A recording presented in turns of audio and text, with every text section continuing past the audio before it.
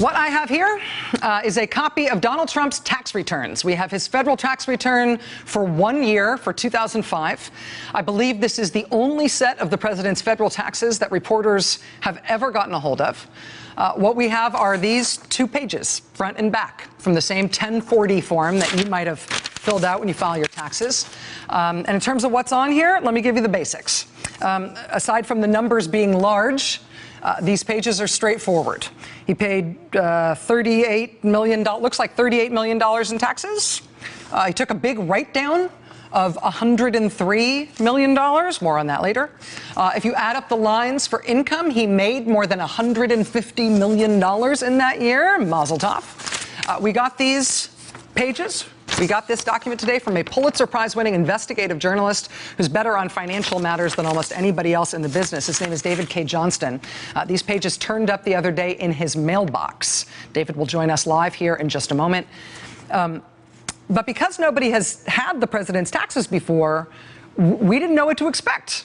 When we showed this 2005 return to the White House to ask them if it's real, we sent this over to the White House tonight, and the White House responded basically with, yep. I'm going to read you the White House statement on this tonight. Quote, "Before being elected president, Mr. Trump was one of the most successful businessmen in the world, with a responsibility to his company, his family, and his employees to pay no more tax than legally required.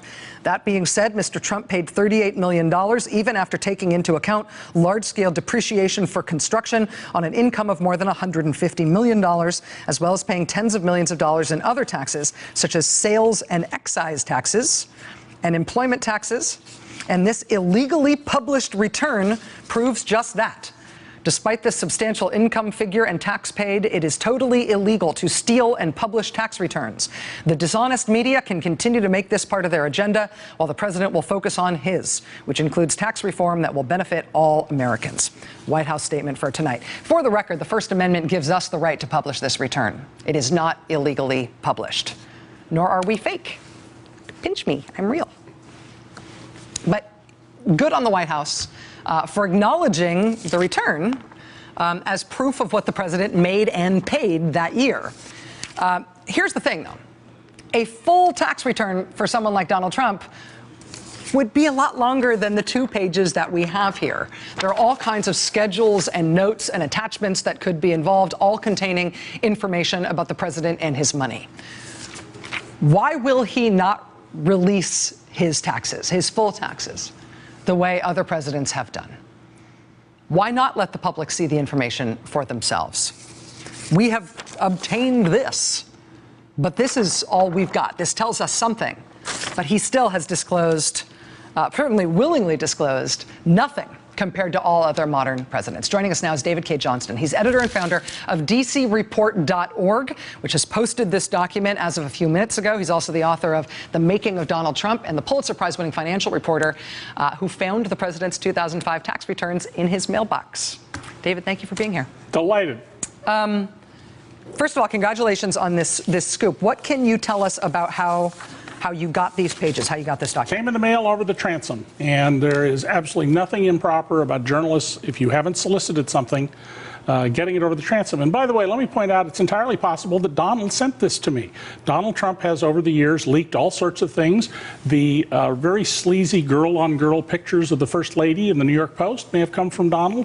The front pages of the state tax returns that we had that were sent to the New York Times and the New York Daily News last fall may have come from Donald. Donald has a long history of leaking material about himself when he thinks it's in his interests.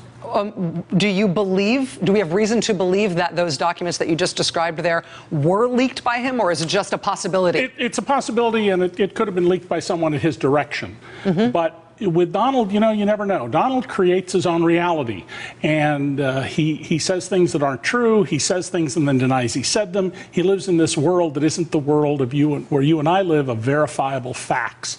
So, yes, I think I have to include that in the list of possibilities of where it came from. When you look at this document, when you look at these numbers, obviously we don't have the supporting schedules and the sort of appendices that you get in big tax returns. Do these numbers seem right to you? Obviously, the White House statement to us is reiterating the $150 million income number and the $38 million paid number. Those numbers seem right to you? Yes, and they fit the things we know from other public records about how Donald does business. For example, the dividends that he gets are primarily not what are called qualified dividends. That suggests they come from not big companies like ExxonMobil, but privately held enterprises. They show almost no tax-exempt interest, about $49,000. That would imply at the time maybe $900,000 of municipal bonds. Not much. I mean, there are lots of college professors out there my age who have $900,000 in municipal bonds. What's most important about this tax return, though, Rachel, is that under the regular tax system, remember we have two tax systems.